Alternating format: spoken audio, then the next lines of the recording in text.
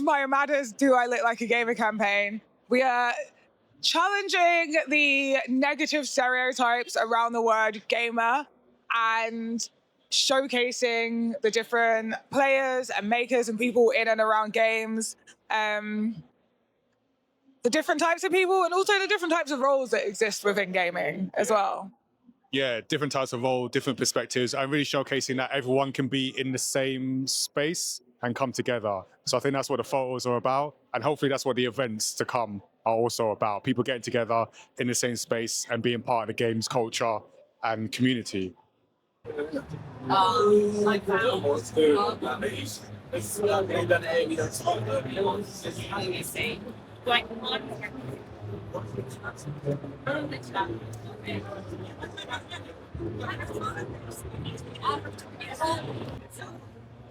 everyone, I'm BigFuzzyYak, now I'm part of the team this year, and I am so grateful for this opportunity, so thank you so much. Their gaming stories from growing up all the way to today, and that's going to help us shape an exhibition that's going into the museum in the summer. So yeah, and we're also documenting cosplay. So some of the themes that we're seeing of people, celebrating the love of games is through making, and cosplay is a huge part of that. So we're also brought an artist with us to document that, which will also go into those things. So it's all about going beyond kind of what you might expect to collect as a museum and finding more about our personal histories as well.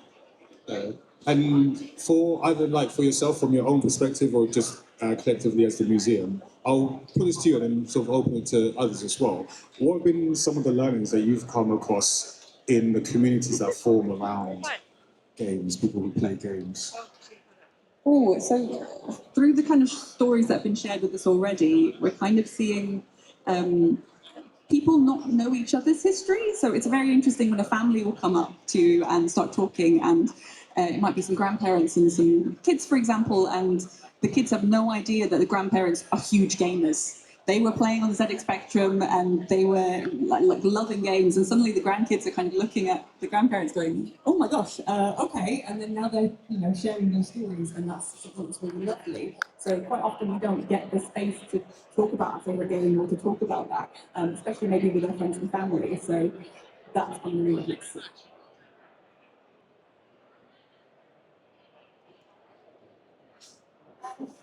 Something that I found really interesting is seeing people growing up in these game communities, particularly online ones, and the disability, particularly for marginalized people, whether it is because you're neurodivergent, whether it is because you're LGBTQIA+, in particular, where you find a community of people online and you get to socialize in a way that is very difficult to do in person, and it kind of creates worlds and creates opportunities for you to find friends and form these connections in a way that is much deeper for a lot of people than anything that could be done in person because of the bullying and what's happening with these people.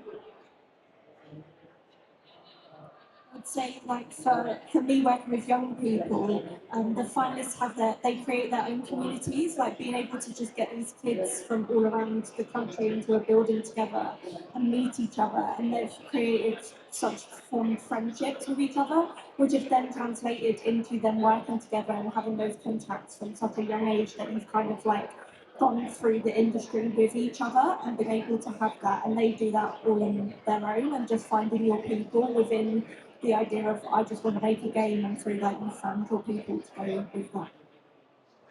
Yeah, I like that. I've seen some of the kids there. Yeah, I say kids, some of them, they're all younger than me, so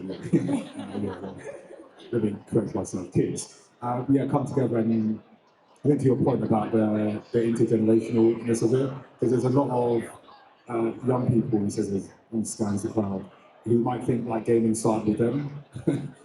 Same with music and things this is the first time anyone's discovered this, and then it's oh no, we've been here for a while. This is an expression, this is very much a throwback. But then, in terms of the different types of communities, I know. Very committed social team going on. So I know some places can be not so positive. So I wonder from all your perspectives, and as a start you can jump around, what does a positive and inclusive community look like? What should it look like? Oh, I'll take mental notes. I think there's like loads of different angles and aspects of this. So there's the experience as a player, and that would include like being able to enjoy games without having to prove yourself. I used to be a big like Call of Duty and FIFA fan, and constantly having to prove that I like belonged there. And the only way I could prove it is if I destroyed absolutely everyone, and then I did. But as my like the male counterparts would just be able to play and be terrible at it and not have to prove themselves. But also like the representation in the games. So characters that look like me. I love Nathan Drake, but there's more than like that. You can have women protagonists, we can have non-binary protagonists, we can have, I'd love to see more curly hair in games. But there's also like the industry itself. So my experience trying to get in the games industry when I was younger was walking into a video game retailer. There's not many games around. Figure that one out for yourselves. Handing in my CV while wearing my Call of Duty t-shirt and being like, I'd like to work here. And getting looked up and down and asked the question, do you even play games? And I'm like, yes, I've literally been playing games since before I could walk, yes. And so that was like my first barrier, like getting into the games industry. And I didn't know, like, at that point as well, another aspect of it is like the education about all the different roles that exist in games. So at that point, I didn't know, I knew I loved games, and my mum was like, do things you love. And I was like, how do you do games as work? And this was before, like, this was the early days of like content creation in gaming, like I'm doing the shit of that. So like that was like not necessarily like a real path at that point. And so I was like, let me be around games, and that was my first barrier. So yeah, I mean, I could go on forever about so many different aspects. I'm gonna let the rest of the room answer. I totally agree about trying to justify yourself within a space, and I think especially when, like, my favourite games are very non-combatal, cosy, want to spend hours playing stuff, and then you talk to people about that, and they're like, but that's not really, is that, and you're like, it is. Someone worked hard on that game. Exactly, and it's, when I go to schools and I ask the kids who plays games, and everyone puts their hand up, and it's usually the girls are really nervous, and the teachers never put their hands up, and I always look at them and go, you're liars, and they're like, what? And I'm like, have you got Candy Crush on your phone? Yes. Then you are what level are you on? You are a hardcore gamer. I don't think you play games more than I do. So again, it's by making inclusive spaces, being inclusive for whatever your interests lie, and having the opportunity for everybody's voice and stories to be heard within that, whether that's making games, playing games, enjoying, drawing, whatever it is. Yeah, just making sure that everybody's experience of games is justifiable. It's not about how much you do it, it's the fact that you do it. Absolutely. And then I think with online communities, like I agree with everything you said, by the way, so I'm going to build on that. With online communities, it's trying to find spaces where you're going to be able to be yourself. Truly, like you're not going to be judged, you're not going to be insulted just for using voice chat, which I think is an experience that you can relate with. And so it's creating spaces like this, and if you're working in games, is also making sure that you are working towards those spaces existing. It is as simple as just letting people be themselves without fear of being themselves truly. And it comes in a lot of ways, but it is, you know, like when you see bad behavior in any of the games that you're playing, or like on the Discord about the game, it's being the person that calls it out and being able to stop these things from just continuing and kind of like being a cycle that never stops. Because we can all be responsible for making that happen. Yeah, and just to build on your point as well about understanding what opportunities there are out there in games, because like we speak to a lot of young people as well, but also parents and grandparents who talk about their young person regularly loving video games but not knowing where to go from there, and even understanding that there are these job opportunities. So I've spoken to young people who say, well, I really want to be an artist, but I don't know if I can work in games. And you're like, oh, yes, you can. Like, there's so many opportunities out there for creating artwork for games. And then suddenly they go, oh, okay. But it's really hard to find that out a lot of the time, and these things have to a lot of the time behind the scenes in the games industry. So just understanding how many different roles there are out there can be really as well.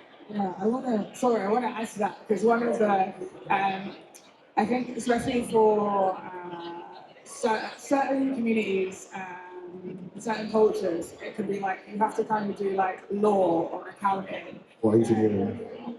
And it's like, yeah, those things exist in gaming as well. So if you want to find that like way that you can please your parents and also like follow your, like be in the industry that you're passionate about, you're like, yeah, I'll study like IP law.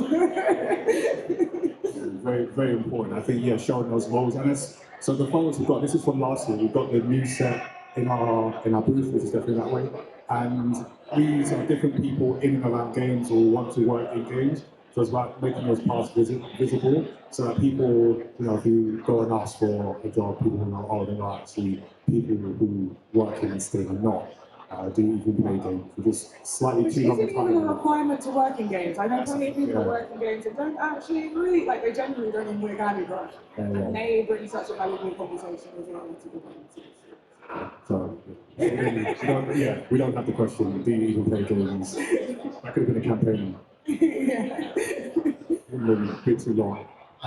But looking at the industry itself, so it has been a challenge. And I feel when we do our launch, we have a little live stream and we have a little blurb that I added a few years ago, which is like acknowledging the state of the industry, the challenges, studio closures, event losses, not this event, this is KB5 and here, but other events like losing their place.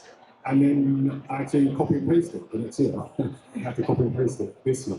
So it is an ongoing challenge, but I know CHUU's here with the Yuki and Raise the Game.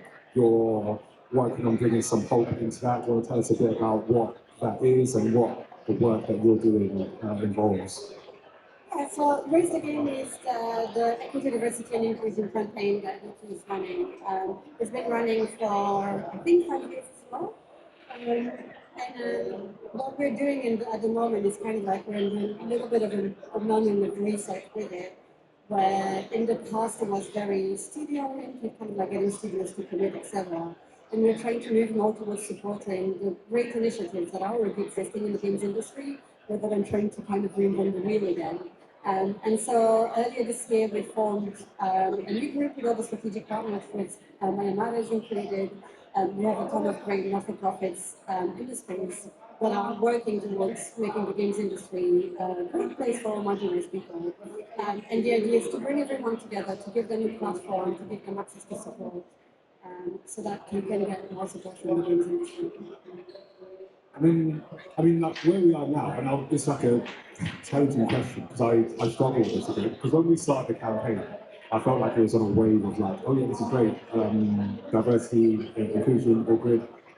And I think this year is, I don't want to say the opposite, I don't want to be too negative, but is like the phrase DEI even is suspect, is being challenged, is being thought. Is diversity, is DEI even a thing now? Where you can offer an opinion now if everyone else wants to jump in, like where are we on? I mean, I'm not gonna lie, it's challenging. I have had exposés made on me on YouTube just for working in the games industry. Exposés, what? Yeah, like a 30-minute video of someone like going through my LinkedIn profile and looking at like everything that I've done in the games industry. Very fun. But so People have got too much time on their hands. People have got too much time on their hands. I have actual editing to do, I can't do. I'm trying to make a video about something else. Like I listed all my achievements. I'm happy. But it's a space that feels increasingly scary, and particularly when you have big voices on social media, including people that own social media platforms, being very vehemently against equity, diversity, and inclusion in games. You will never, like, if you're hearing me speak, I am never like saying the word slogan. That's something that is very, very close to my heart. Because it's easier to make something evil when you just say EDI or DEI. But if you say like what you're actually fighting against is diversity, it's inclusion, it's equity. It's a lot harder for people to argue that because it makes what they're doing a lot more transparent. So that's something that I will always be doing. But yeah, so it's been very challenging years, and I think that with the industry kind of going through a lot of financial troubles that are caused by the political world that we exist in, it is it has meant that a lot of the initiatives that were there have lost a ton of their fundings, and so people are struggling a lot more. But there is hope.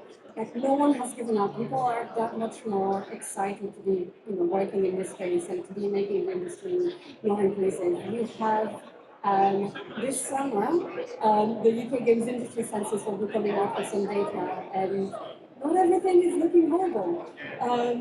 So there is some kind of good news in terms of representation in what we're seeing. So the industry is very, very, very slowly moving towards a better direction. But it doesn't come without their challenges. Like, we have lost a ton of great people in the games industry over the past 3 years.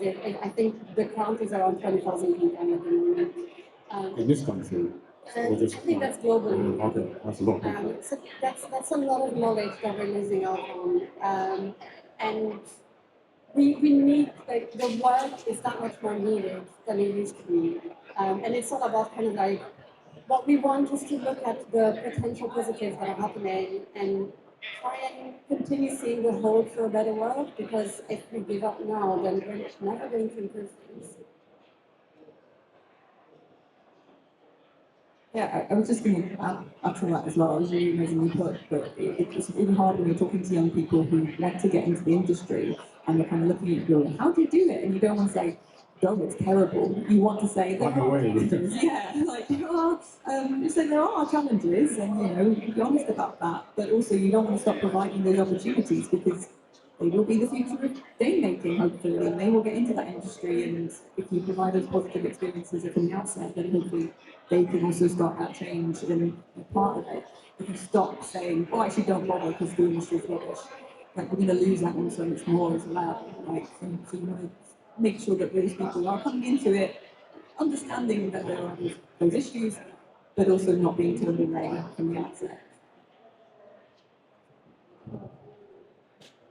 I was just going to add to that, in that we don't, especially when you're working with younger people, when I'm working with kids from when I was 10 years old, that by the time they get to the industry, I have no idea what that industry is going to look like when they get there.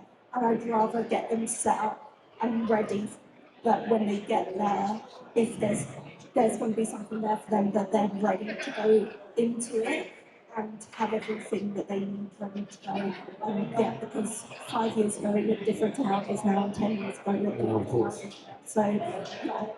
That's a very good point. Like, yeah, not to be too cynical. But, yeah, there's actually, we've got someone with work experience mentoring who's had that very conversation with one of here. So I will introduce you to her. That's aside, we'll take that offline. So, yeah, you touched on the education piece. So we do both workshops. We've got, again, people doing work experience in our booth who would like to be in that position but can't see a way, or tried, have been knocked back, or they just don't know.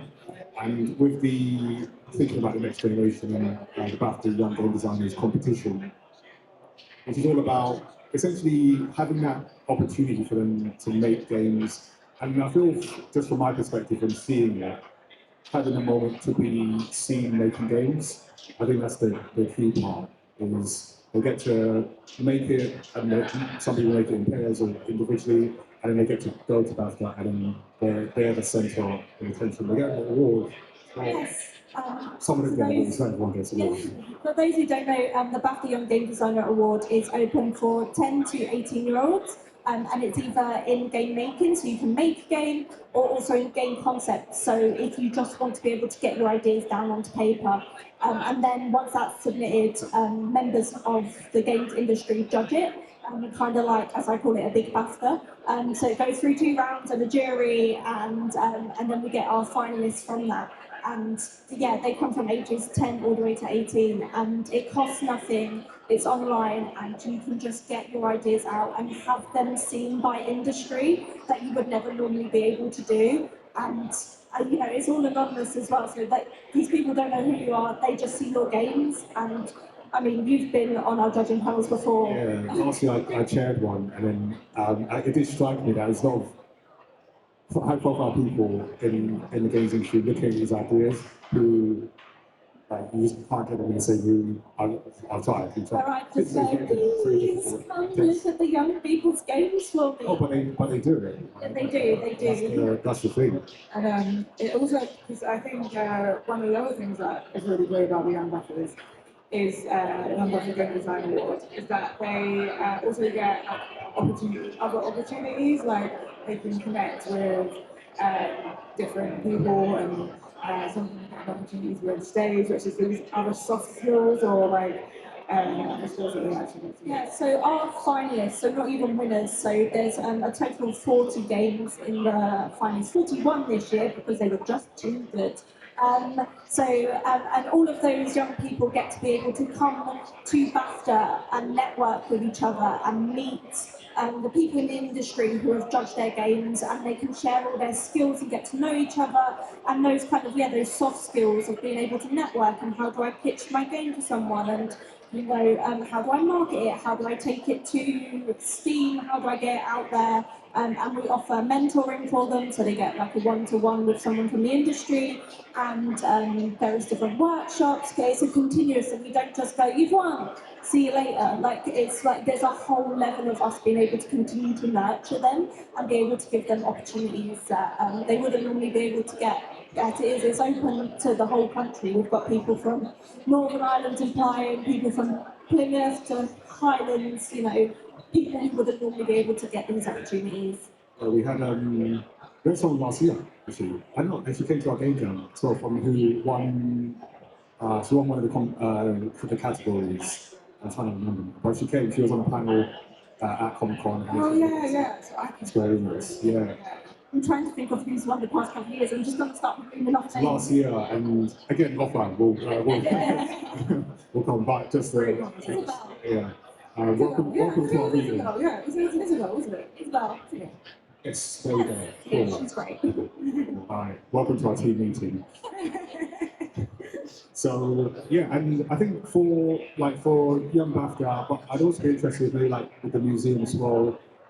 Do you see anything from who's entering when it comes to the diversity of entrance and things you'd like to see more of, and same for the museum I'd be interested in? For us, because our categories are split in two, so we've got game concept and we've got game making, and we still, for the older age category, so 15 to 18 in game making, still have it just mainly being boys, and there's still this level of girls not really feeling like they can make a game, which of course you can, everyone's able to, and whatever you want to do, but we've seen it's almost 50-50 in the lower categories, so the 10 to 14. So we're hoping that we can shift that now that they're starting younger, that we can now pull them up into the older categories as well. But this year, in terms of, we've done really well in the regions, and I think that's for us getting outside of kind of games hubs, so where people would be able to get these opportunities to maybe do work experience at game studios. If they don't have the kind of the talent near them, and for us it's getting out to those regions, and people who've never met anyone who's worked in games but have gone, I want to do this, and then they put themselves forward and now they're a finalist and come to BAFTA. Yeah, so it's really good for us, it's really good, but I still, we're not even across the board by any means, there's still work to be done in that, but it's a continual. We've been going 16 years and our diversity stats are very different from when it was 16 years ago to now, so still more work to be done. Yeah, that's an interesting thing, because we've noticed that as well. We do lots of school trips and school visits with people coming to the museum, doing workshops, and I've had conversations with teachers from a secondary computing class going, oh, is this a boys' school? And they go, no, there's just no girls in this class. And it's really tough to see, and it keeps happening. But for us, it feels like we need to be talking to them younger. So getting girls especially excited about making games from primary school, and then hoping that those might translate into those choices, and they might go into computing and software later on. So they're not completely missing out. But yeah, it is still hard, but we're trying to do it more and more. And for everyone, what would be the bit of advice you'd give to those younger people, or just any like aspiring, emerging for professional games to get started? I'm thinking away from the technical side of things, like know the role and things like that, but just in terms of like non-technical, like how to approach this industry at this time, or in 5 years to plan for that.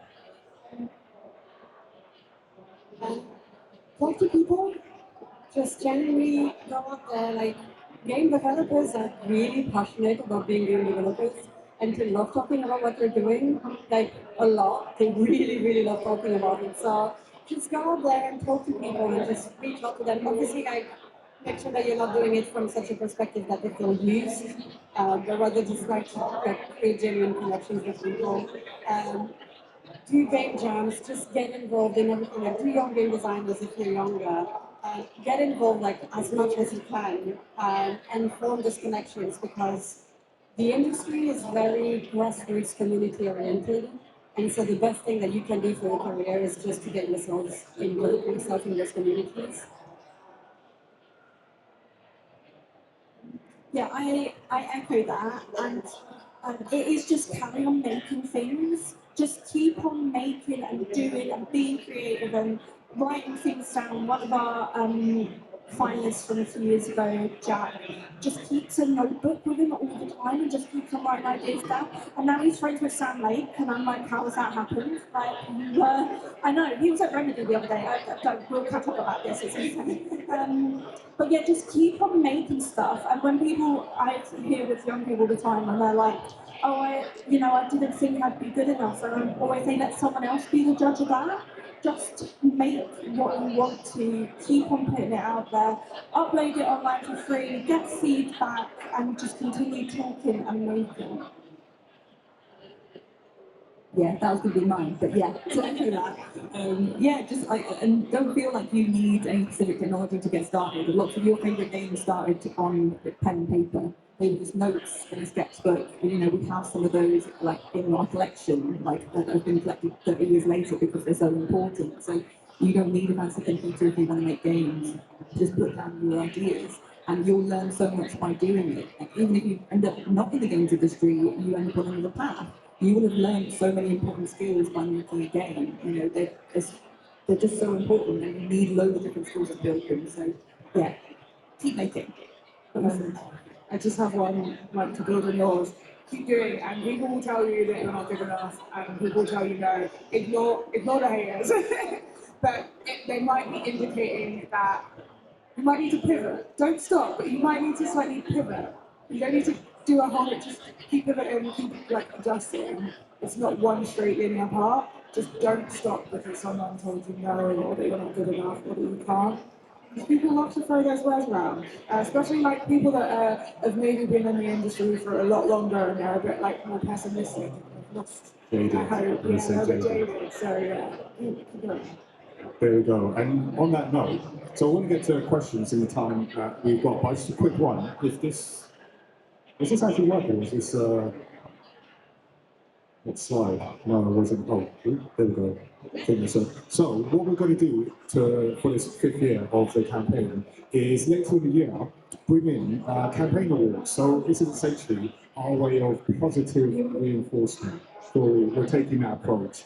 And what we'd like to do is, one, we've had like 200 photos and 200 people in this now as well, in addition to the people that have been just part of it collaboratively over the years, and recognise people in different categories that kind of fit with us. So we'll be doing this later in the year, but this is the first time we're mentioning it in public, at least. There have been many meetings about it. So we're looking at things like, categories like rising stars, those 25 and under who are working on things, showing that skill, that awareness, that game making talent.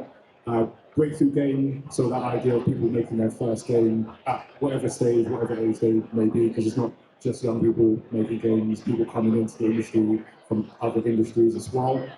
Community impact, because we talked about community and those people who are supporting. Also, I need to learn more about community as well, so I'd like something to win that and then just tell me how to do it.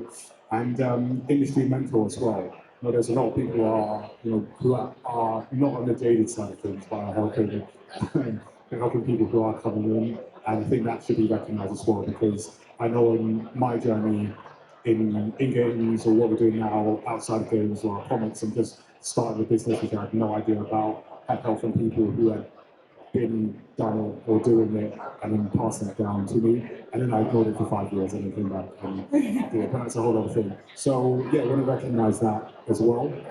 So that will be, if you come to our booth, you can find out more about that. And then if you can follow us, and then once we do more announcements like later in the summer and the autumn, and then finally at the end of the year with recognising people, that'll be a part of the campaign going forward as well. Cool. Right, so I feel like I'm doing well managing this time. Yeah, those are some audience questions now. Yeah, I also feel like more people have arrived since I got up. But all these questions, we have a rolling mic somewhere. Oh, there we go, behind you. Okay, if we go to your closest person, yeah, just because. Hello. Hi, thanks for the talk. It's really interesting. So I have one question, which is, I've got a video game startup, video game studio startup. What would you guys recommend for startups to ensure that diversity is something that they strive for? Honestly, the core of it is empathy. If you're looking around people and you're really looking at what can you do to set them up for success, the people that you're bringing on, and just thinking about it from that place of empathy. So, is this environment somewhere where they can be successful? Am I creating kind of everything that I can be doing? And then there's a ton of resources that are available online. Safe in Our World is a really, really great charity. They do a ton of work in kind of psychological safety. And you can attend workshops. You can become you can be a part of the community as an employer to then get access to all of the workshops. Everything is free. So that there's just gamesindustry.biz will often do articles that has a ton of kind of takeaways. If you go to develop in Brighton, they will have talks on what to do. So there's a ton of stuff that you can do. It doesn't have to cost money. When we think about equity, diversity, and inclusion, we often think about the big companies that are putting millions towards it. But that's not ultimately. The core of it is looking at your team, speaking with everyone, and trying to see how are we setting everyone up for success, and how are we doing it from a place of empathy and from a place of wanting to work together. I would also say don't not shying away from making sure that your game has good representation where it's relevant, obviously, and talking to communities. There's also loads of resources. I'm really big on the include curly hair in your games because that's a personal pet peeve of me. Obviously, if it's relevant, but there's resources out there. There's a lot of people that are putting together books and just a lot more on how to include things in your development process, and it's getting there as early as possible. You don't want to be thinking about these things at the end of your development process. You want to be thinking about where they're relevant and where you can be included in the beginning. So whether that's about neurodiversity or physical traits that can be represented, or the backstory, if you've got characters, what's the backstory there? And even, we didn't touch on it earlier, but even accessibility is a key thing. And making sure that you're thinking about that. I know as an indie developer, you might not be able to include everything, but if you're thinking about that at the beginning, then you're going to set yourself up a lot better to actually have things that are crucial for people. I believe there's a curly and afro hair database that's been created. Yeah, I couldn't remember what it was called. There you go. I think we're just about running out of time. So, any other questions? Oh, one of the front is did put his hand up. If you've got time. I mean, I'm here all day, so. Hi. is there any game any of you have played which has had a effectively in real life? Oh, there's so many. I'm going to actually, do you know what? The Last of Us 2, specifically, and there's loads of games, but because that switched who, wait, spoiler alert, sorry. But I'm going to make it as yeah, it switches the perspective of who you're playing with as, and it completely, like, you have to play in a position that a lot of people might not necessarily like, and a lot of people say that's a bad, makes it bad, but I think it actually has, it forces empathy. You have to play from a perspective that you're maybe not that into, and like, just allowing yourself to go on that journey to change that perspective. I even think, even in The Last of Us 1, when you play as Ellie, there's a very, quite a traumatic scene actually that for me was like connected to a personal journey. But I think if that experience isn't yours, then it can connect in a different way. And I think just like playing games from that lens of like, it doesn't have to be my story. Like, I can have empathy here and you see someone else's story. But yeah. We've got about a minute left, of course. I'm going to say something really stupid and just say that Guitar Hero made me realise that I could never be a rock star. And so, Save your time. Save your time. Save me time trying to do something that inevitably was never going to work out. A lot of people have to go on national TV to find out. Can I just add a story from someone else? I was talking to someone recently. Oh, what game was it? They played a game, but they had always wanted to have boys, like when they have kids, and it made them want a daughter. And I was like, I can't remember what game it was. It's so annoying, but it's just a quite impactful thing. Just so many. Like, I always go towards recency when these sorts of things. Fiction is one that I played recently that I cried a little bit too much while playing. But it's one of those games that kind of like takes me through the like extremely silly thing of jumping on a pig to make it fart and then you just go into grief massively. And it's a really, really great game because you're going to go through so many emotions. But in general, there's a ton of like small indie games that are giving you like a very unique perspective that are just extremely, extremely important. And that like will wreck you or will make you feel great things when they're with you.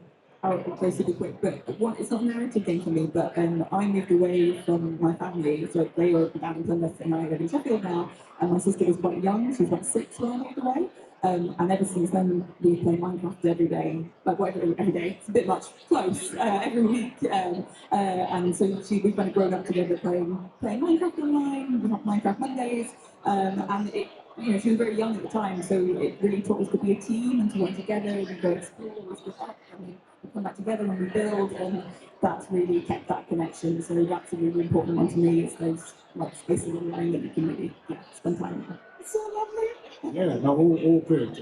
All the correct answers. The correct answers God of War was the most good and impactful. But anyway, we don't have time to go into that. That's the end of our panel. Thank you everyone for taking part. You can find us at the Do I Look Like a Gamer booth. There's also that way. Right next to the side quest stage. There we go. And we also did a launch live stream, which is currently on Twitch and will be on YouTube as well. So you can find me and Tazzy talking about that. Oh, we need to get to talk about Barcelona. Come and talk to us about Barcelona. We're just like dying to share that experience. But I thank you everyone for taking part and listening to us this morning. And we'll see you around.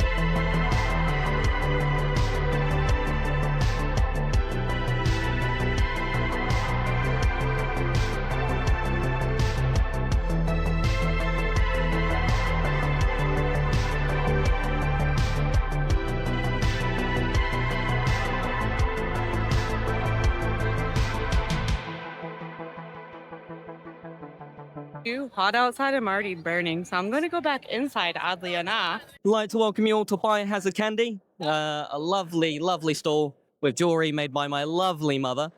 If we take a got a closer look, if you're a big fan Resident Evil, we got ourselves a lovely little Resident Evil section. We got Resident Evil down here.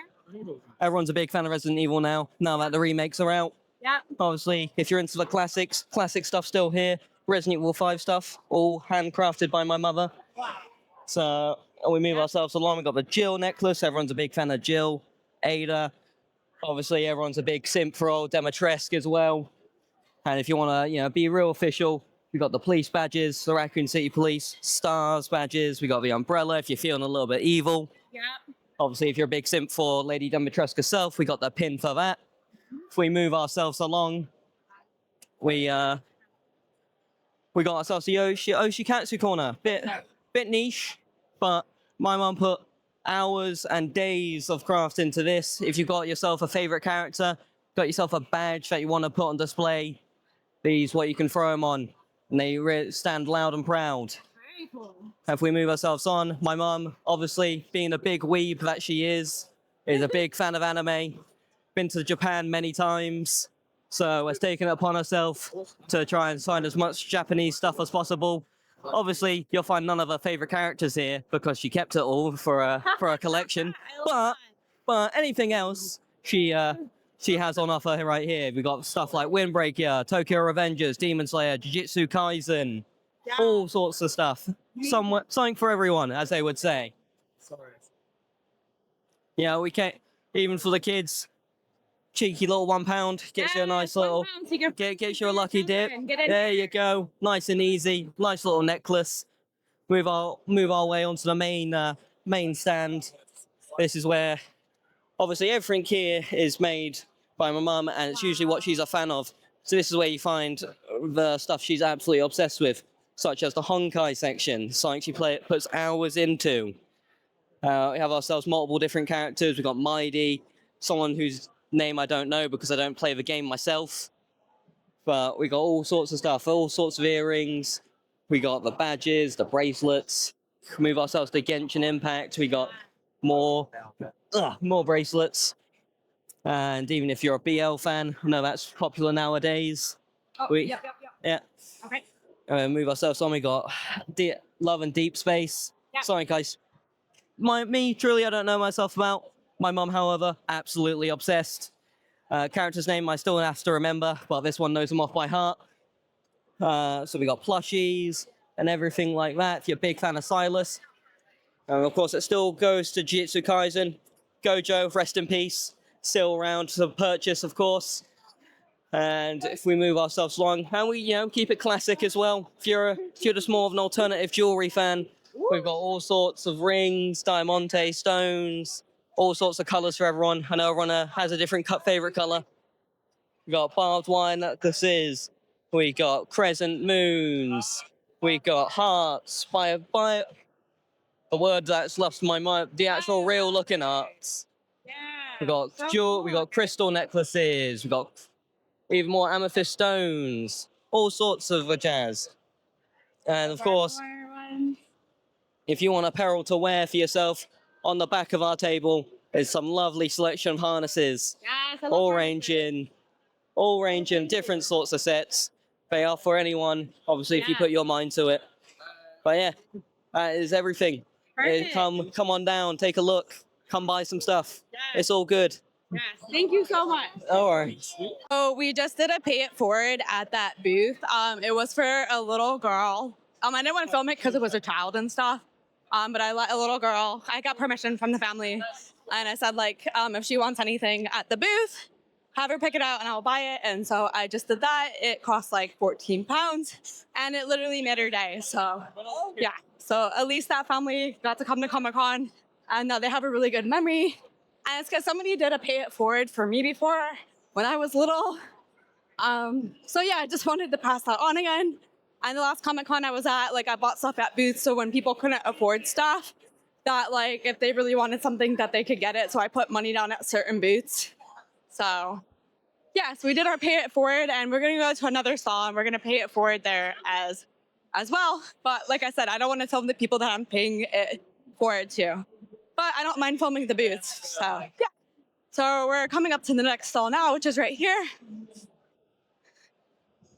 It's there in the corner, so we're gonna go there and talk to them. So yeah. Okay. Yeah, we're good. Hi, I'm CHUU. I am a VTuber and I have a table at Mcm Comic Con. You can check out my VTuber stuff. I sell a lot of my artworks that I stream over on Twitch. I've got my enamel pins. I design them, I get them manufactured, and they look super pretty. I will tell you now, the hardest bit of enamel pins is getting the colors correct, but I have past experience as a colorist, so it's looking good. What's like your top seller in the top sellers for my enamel pins? Definitely Leon in Resi 2. Okay. These two are a close second. We've got Minto Fantome and we have Iron Mouse. They're my biggest ones, so I'm happy that they're doing well. The newest things, these stickers I made up. Well, I cut these at home. I wasn't sure if they'll do well, but I'm on my last one. Oh wow, okay. These ones I got printed out house from a company. How much do those go for? Sorry. So I sell them at £2. Okay. I got them made through the Decal Empire, and the quality is amazing. They're like waterproof and everything. What else? Oh, print-wise, the prints are cool. my VTuber prints, all doing really well, thankfully. Even my own character, yes. Yeah. And I have, if you've seen the new pilot episode of Game Oververse, I just finished a print of that, which has done really well, and people have recognized it. It's number 7. Number 7. And then, Okay. Number and then, 7. Yeah. and then number 8. If you're brave enough to check it out, it is on my Patreon. So, I've had Patreon members who supported me and vote for what designs to make. Yeah. And then my coolest high-end items are probably my plushies. Okay. I design them and then get them manufactured abroad. We have Shadow wearing Sonic, Sonic wearing Shadow, and we've got Isaac Clarke from Dead Space, and everybody is always amazed. That's fine. Introduce Sonic. Oh yeah, no worries. You're perfect. These guys are new. I can't remember what I call it. Oh, my little big pockets. So they are little guys with all their inventory in the background. So They're really cool. I like them. yeah. Yeah. What's your favorite thing at your stand that you? My favorite thing, it's gotta be my OC. I made a keyring of my VTuber. Very nice. And these guys are new. They are bag tags. Okay. They are embroidered. And I've just got the daddy Pokemon with a baby Pokemon. How much do those go for? I sell them at the same rate as the keyring, so £8. And you got my badge ribbon, which I'm not wearing. I love that. Oh. Yeah, I think that's it. But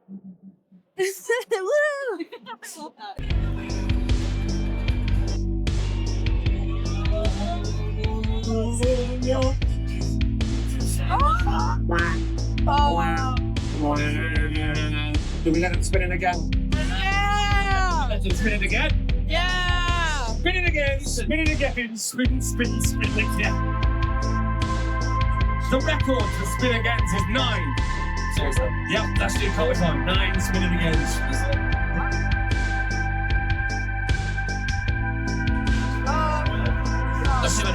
She was standing there with people, and the collector was. Hey, how you doing? Today we have here a card, the artist from LORCANA, and it was one of her first ever. Yeah. Cool.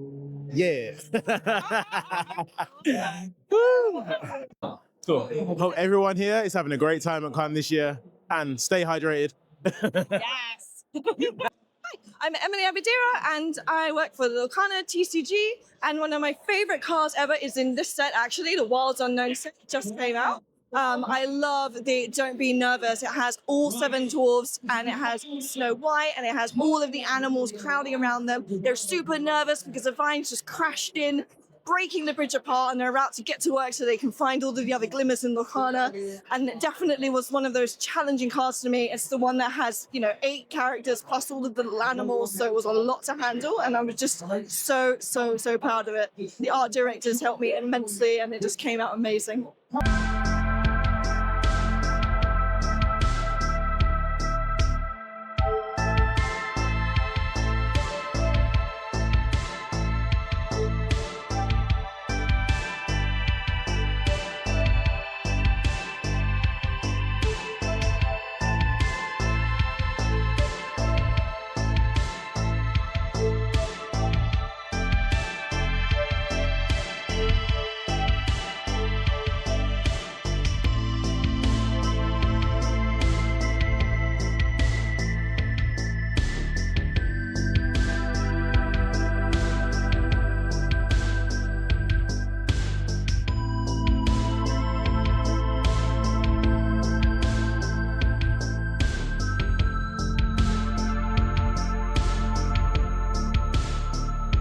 Final game. This isn't for your, this is just for Fuzzy's sake. It looks like it's a microphone, but it's not. We're just setting up the game. I have the finalists here. There is also some bonus prizes. So even if you're not in the final, there might be still a chance for you to win. And hopefully you stick around and cheer on the teams that are in the final. In the case that the teams that are in the top 4 don't show up in time, then we'll just get the next highest scoring ones in. So I guess I can go through who that is. 1 second. By the way, there was 36 teams. It's quite a lot. So 36 teams in total. And I've written them on my phone, so it's a bit easier to see. So the top 4 teams are Team 27, which was Tom P and Daisy L. Are they here? Tom P and Daisy L? Okay, they've got a few minutes, but we'll just go to the next ones if not. Next team is Team 24, which was Alex S and Zelda K. Who are here? Do you want to step forwards? And we'll say that we know. Then it was Team 13, which is Jessica C and Caitlin H.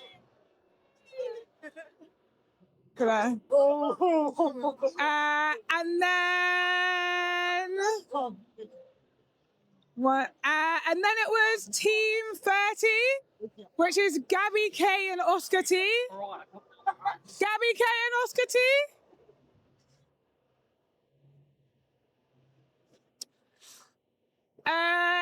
Team 4, which was Dawn C and there we go. You were like, that's us. Okay, so in the event that I'm going to do a ping in the Discord just to make sure, but the event that the 2 teams that haven't been here don't show up, then it's Team 23, which is Eden Z and Toby A. Okay. Or Team 22, Toma S and Layla M. Or Team 29, Kate and Derek. Oh. I think we know who they are. Okay. I'm going to do a ping in the Discord as well. So we'll give them another 10 minutes to show up or respond, and then we'll get started, yeah? It feels weird using a mic and not announcing, hey everyone, for the finale, sorry it took so long getting everything organised. So now we will have our participants up, and I should have written down which team it was. So Alex S and Zelda K, you will be Team 1 now. Team 1, please take a seat. And then Jessica C and Caitlin H, you will now be Team 2. So you're up first. You're up first. And then just so that we know, so that you know your team numbers. Wait, let me just. Yeah. Team 3 is Dawn and Andrew. And team 4 is Kay and Derek. Team 4 is. Kay and Derek, they're in the maid outfits. And these two here are Dawn. Okay. Just Dawn. Just Dawn. Just Dawn. Just Dawn. This is boss. So we will have our first teams playoff in Dunk Dunk, which is a chaotic basketball game, I guess. And then we'll do a round robin, so you'll each get a chance to play each other, and whoever wins the most games will be our overall champion, and we have some prizes to give away. So lots of cheering on. We also have a commentator. Oh. We also have a commentator.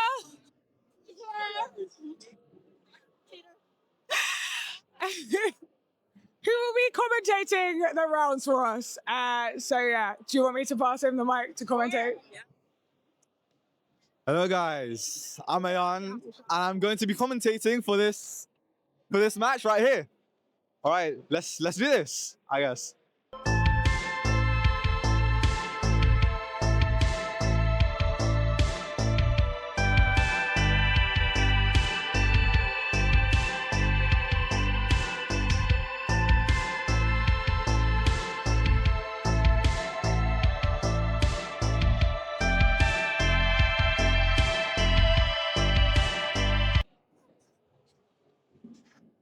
All right, pink team has collected the ball, getting towards the hoop, and straight up dunk. First play of the game, they dunk straight away. Oh my goodness! Wow. Oh, look at that replay. Quick dunk, smash. Oh. Amazing dunk right there from the pink team.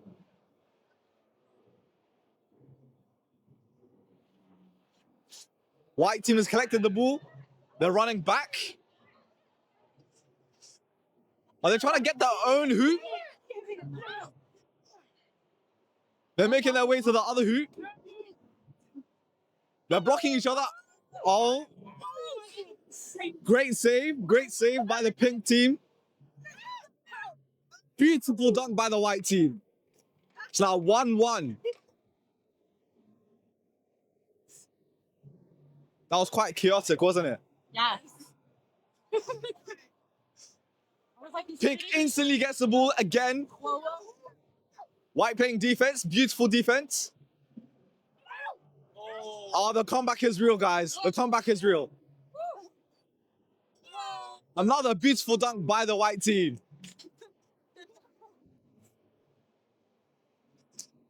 Oh, look at that maneuvering. And beautiful, just beautiful gameplay right here. White boy instantly collects the ball, weaves through the pink team and scores. 3-1. Wow.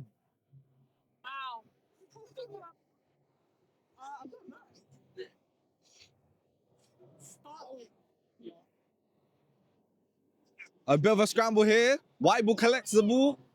White team collects the ball, sorry. Ball resets in the middle. Pink recollects the ball and goes for the dunk. And scores.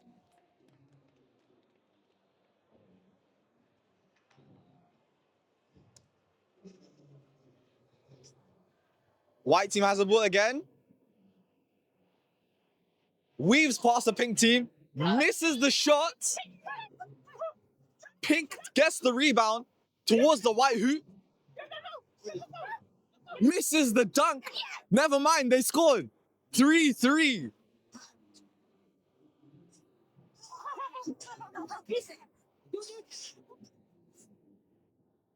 Pink tackles the ball from the white team and then scores again. This is a quick one, guys. This is a quick one.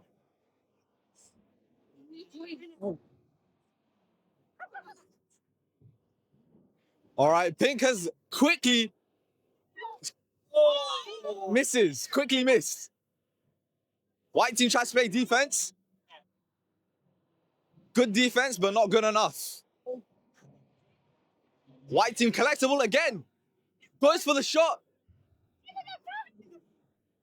Gets absolutely bamboozled by the pink team. 1 minute left on the clock, and it's 4-3 on the scoreboard. Pink trying to get it in the white hoop. White steals the ball off pink. It's a scramble going on right here. White's going for the purple hoop and scores 4-4. This is a tight score, everyone. It's a very tight score. White team, and pink gets it again. Goes for the dunk and scores 5-4 with 39 seconds on the clock.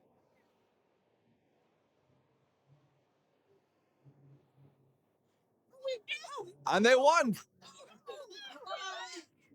Well played by both sides, but it turns out pink has won the game. So we've just been updated that we're actually going to be Team 4 because some people aren't here to compete today. Yeah. So woohoo! Yay! You look at it.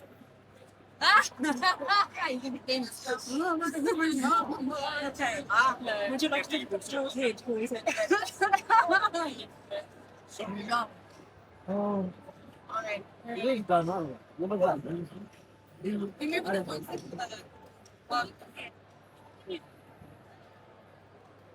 Maybe? All of you, yeah.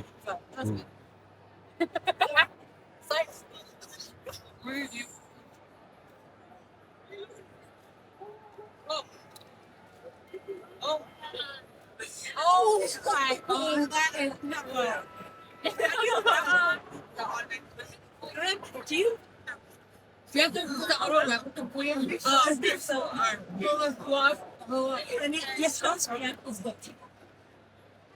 Sorry. Look, my own teammate did.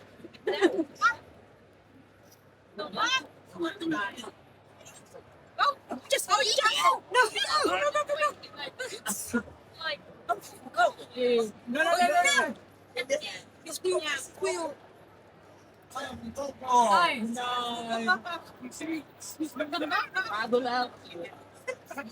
You're not. I'm not sleeping in things.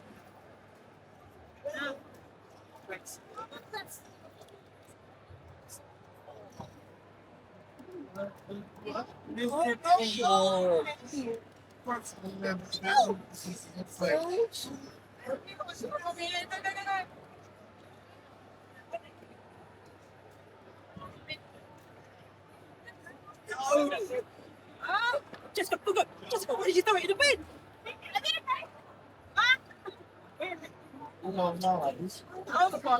This is insane.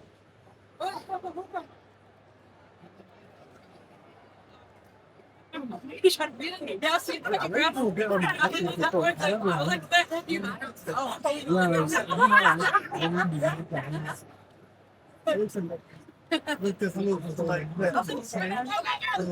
Right? Question. Have you got the break?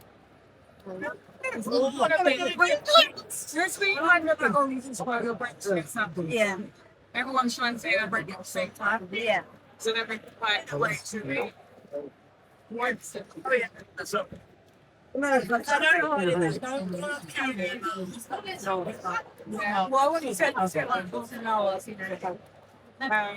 so it might like. Yeah,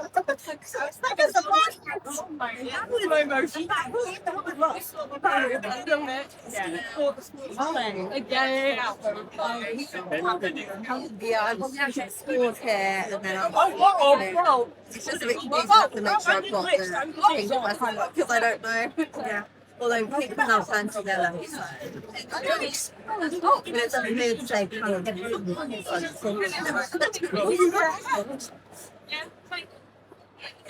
I got one. Cool. Oh yeah. Oh no!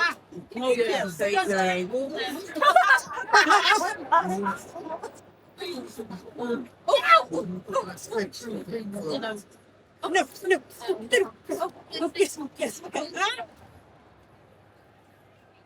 Oh, how are they standing on you?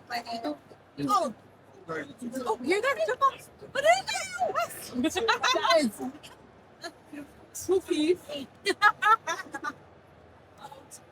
Okay, how about I just one of them go?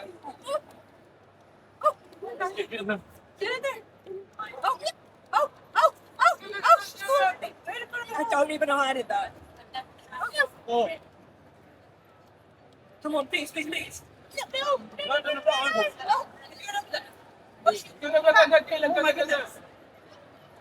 Run them up.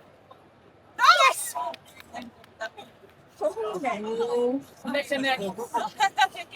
Neck and neck.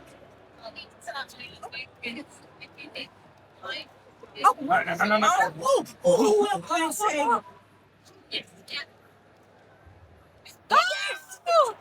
yes! I thought.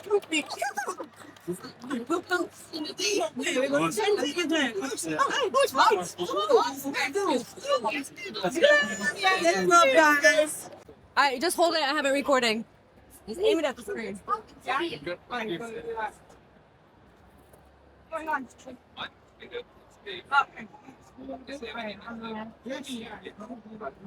If you double click the circle joystick, we'll send it.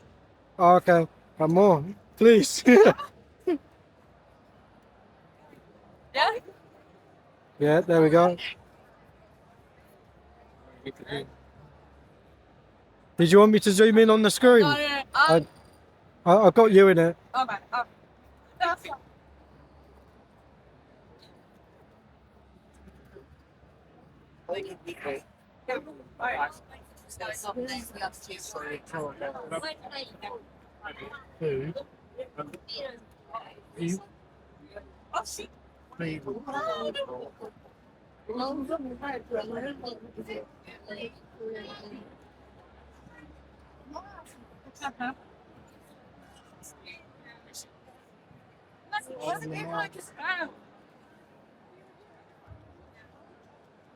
Take my wallet.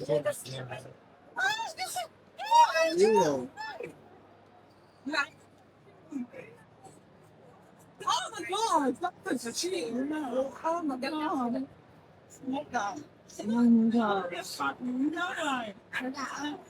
Sorry, guys.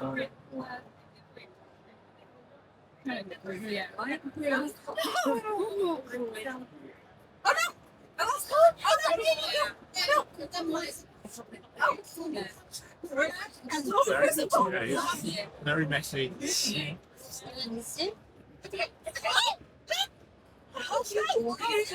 Oh my god.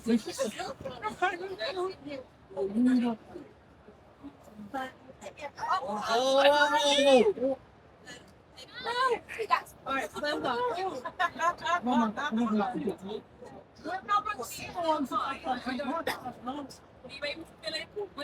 trying to figure out the balance.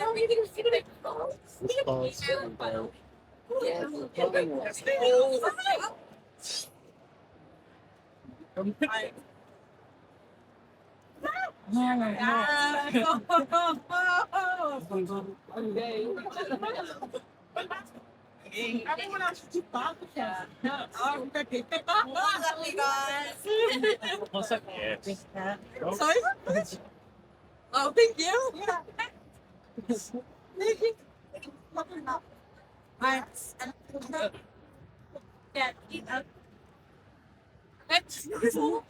I'm still recording. Oh, okay. Thank What are you doing? Oh my gosh! Look who's here! But if you all just stick around, we are going to do a prize ceremony. Also, the two teams Oh, the mic's not recording. that didn't just play, Oh. we're going to do like a less winners bracket. I'm trying to say losers in a nice way, but we're going to do a losers bracket. And then the winning team of the losers bracket will also get a prize. Oh, okay. All right. 1 and 4. Yeah. So Okay. teams 1 and 4. Awesome. I'm at MCM Comic Con, and guess who I'm with? I can't remember my name or not, but it's Tay now. Tay. I'm quite bad with the camera. I was like, you changed your name a lot, but yeah. Yeah, it was pro. My very first subscribers on Twitch in like 2019, 2020, and now it's 2026. So hell yeah! Hey, was it 20? I started 2019, but in 2020 you were like, I think 2019, 2020. It's just been 6 years. Yeah. So yeah, 6 years, cause of Twitch. very I'm terrible. What happened? Oh, third place. Oh, we're third place.